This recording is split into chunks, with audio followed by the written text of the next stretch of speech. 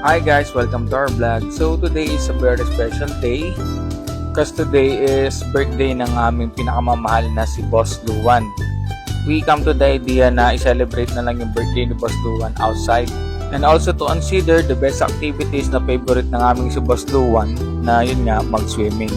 Ay siya, tara, samahan niyo po kaming i-celebrate ang birthday ng aming anak na si Luwan. Bale on this one, we try to reach out dun sa mga family and friends namin if they can be able to visit us on this day. It just so happen na hindi nagtagpo-tagpo yung mga schedule namin, may mga prior commitments sila this weekend.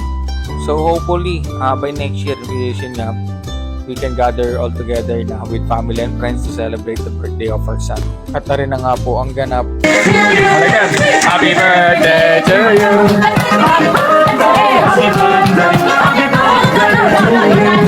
Happy birthday to you! Picture mo din! Yeah! Yeah! Go! Yeah!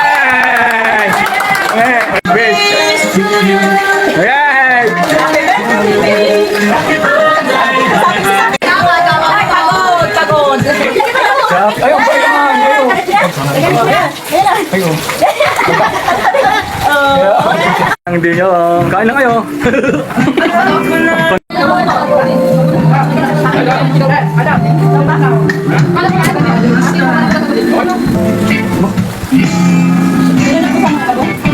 First of all, thank you Jesus for everything you've done for us. Maraming salamat po sa napakagandang panahon na pinagkalag niyo po sa amin para may celebrate ang kaarawan ng aming anak.